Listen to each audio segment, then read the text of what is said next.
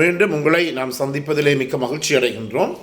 நான் இலங்கையில் இருந்து பதுளை போதனா வைத்தியசாலையில் இருந்து வைத்தியர் கிருஷான் வேதநாயகம். நாங்கள் பார்த்து கொண்டிருக்கின்ற விடயம் ஆண்களுக்கு ஏற்படுகின்ற பாலியல் பிரச்சனைகள் அல்லது பாலியல் தோல்வி.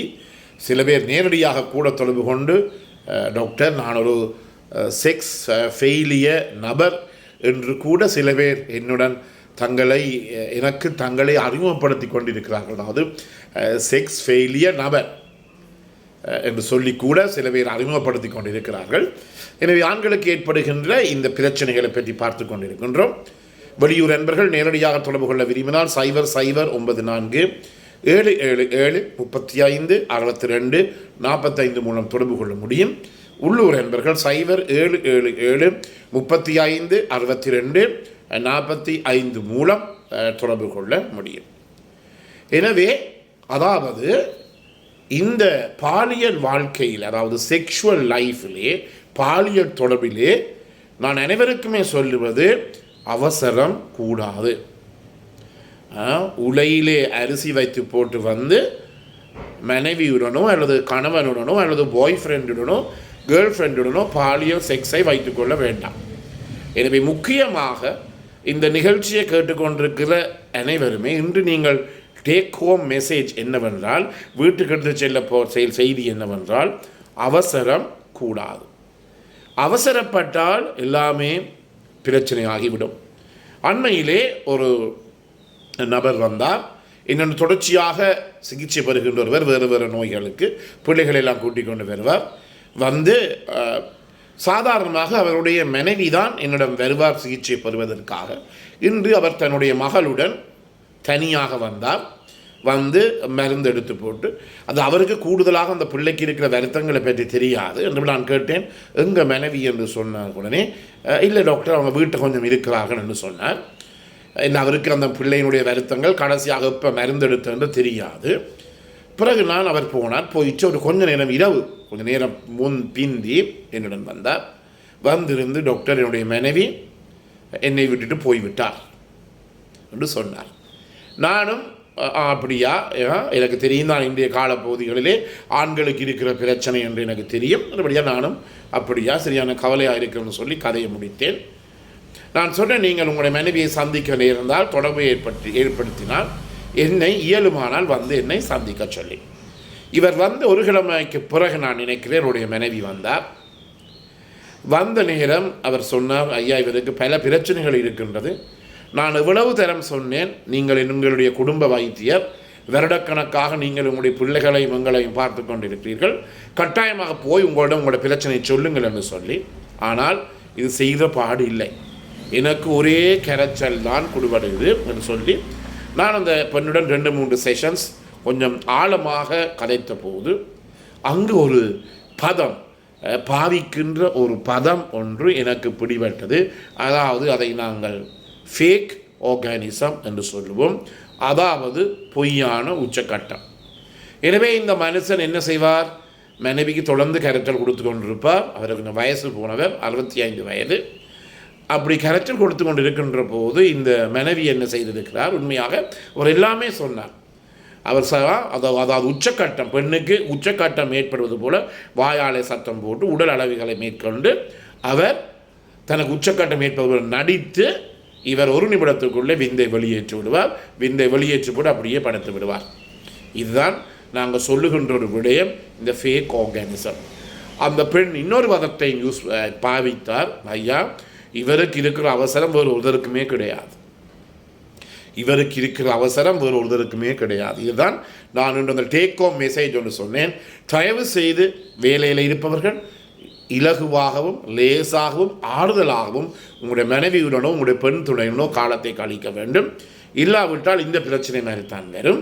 வந்து என்ன நடைபெறுகிறது என்றால், இந்த மனைவி தன்னுடைய கணவரினுடைய கரைச்சலை குறைப்பதற்காக கரைச்சலை தாங்க முடியாமல் பொய்யாக நடித்து, இது நான் உண்மையாக என்னுடைய இந்த 38 வருட வாழ்க்கையில் மருத்துவ உலகத்தில் இப்படி ஒரு நபரை நான் என்னுடைய வாழ்க்கையில் முதல் தரம் சந்தித்திருக்கின்றேன். என்றபடியால் தான் இதை உங்களுடன் பகிர்ந்து கொள்ளுகிறேன். நான் அவரிடம் கேட்டேன், இது என்னுடைய நிகழ்ச்சியிலே சொல்லுவேன் என்று சொல்லி அவர் சொன்னார், பரவாயில்லை, எனக்கு உங்களுடைய மொழி விளங்காது என்றாலும் கூட ஐயா பரவாயில்லை, இப்படியும் நடக்கிறது என்று சொல்லுங்கள் என்று சொல்லி இந்த ஃபேக் ஆர்கானிசம் என்று சொல்லப்படுகின்ற இந்த பொய்யான உச்சக்கட்டம் ஏற்படுவது போல் நடித்து அதன் பிற்பாடு என்ன நடைபெறுகிறது என்றால் உங்களுடைய மனைவிக்கு உங்களுடைய திருப்தியற்ற தன்மை ஏற்படும். அதே நேரத்தில் அவர் தனக்கு உகந்த தன்னுடைய பாலியல் தேவைகளை நிறைவு செய்கின்ற ஒருவரை சந்திப்பாராக இருந்தால் கட்டாயமாக அவர் உங்களை விட்டு விலகிவிடுவார். இது முக்கியமாக கவனித்துக் கொள்ளுங்கள். மீண்டும் மீண்டும் உங்களுக்கு சொல்லுகிறேன் என்னென்னா, இன்று பலதரப்பட்ட மருந்துகள் வெவ்வேறு வகையான வகைகளிலும் விலைகளிலும் இன்று எங்களுடைய மருத்துவத்திலே இருக்கின்றது.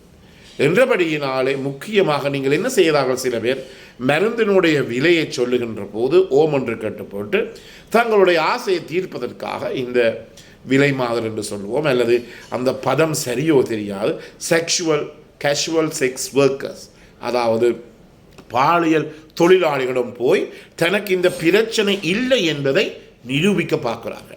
அவ்வாறு தனக்கு இந்த பிரச்சனை இல்லை என்று சொல்லி அவர்கள் நிரூபிக்க வெளிக்கிடுகின்ற போது அந்த இடத்திலே அவருக்கு ஒரு புது அனுபவம், ஒரு பாலியல் தொழிலாளிடம் செல்வது, அவர் அறியாமலே ஒரு பயம் ஏற்படுகிறது.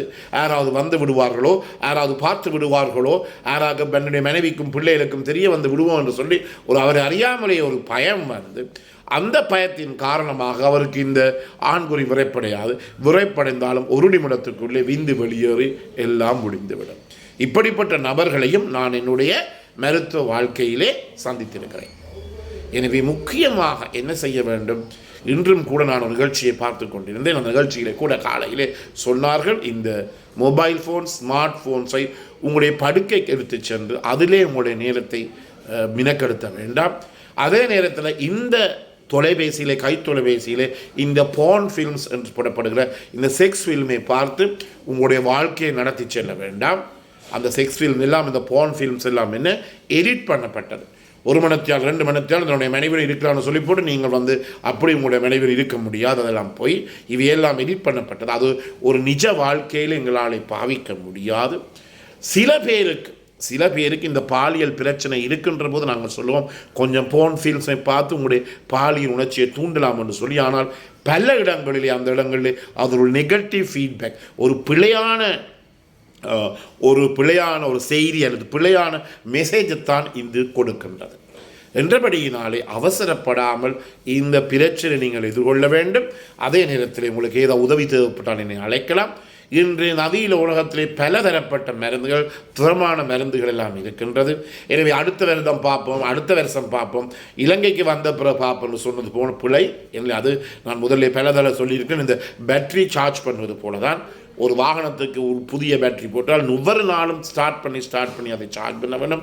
அதே போல தான் எங்களுடைய உடல் அமைப்பும், எங்களுடைய ஆண்குறியும் அதே போல நான் மீண்டும் அதுக்கு சார்ஜ் பண்ணுகின்ற போது தான் அதுக்கு அந்த உத்வேகம் ஏற்பட்டு எங்களுக்கு இந்த பிரச்சனைகள் இல்லாமல் எங்களை பாதுகாக்க முடியும். எனவே இந்த நிகழ்ச்சி உங்களுக்கு பிடித்திருந்தால் கட்டாயமாக பார்க்காதவர்களுக்கு அறிமுகப்படுத்துங்கள். இதை லைக் பண்ணுங்கள், ஷேர் பண்ணுங்கள். யூடியூப்லேயே பார்ப்பவர்கள் பெல் சைனை மணி சின்னை அமுழ்த்தி கட்டாயமாக சப்ஸ்கிரைப் பண்ணுங்கள். டிக்டாக்களை பார்ப்பவர்கள் மறக்காமல் ஃபாலோ பண்ணுங்கள். பிறந்திருக்கின்ற நாள் உங்கள் அனைவருக்கும் இனிய பொழுதாக அமைய அனைவருக்கும் பொதுவான இறைவனை வேண்டி விடைபெறுகிறேன். நன்றி, வணக்கம்.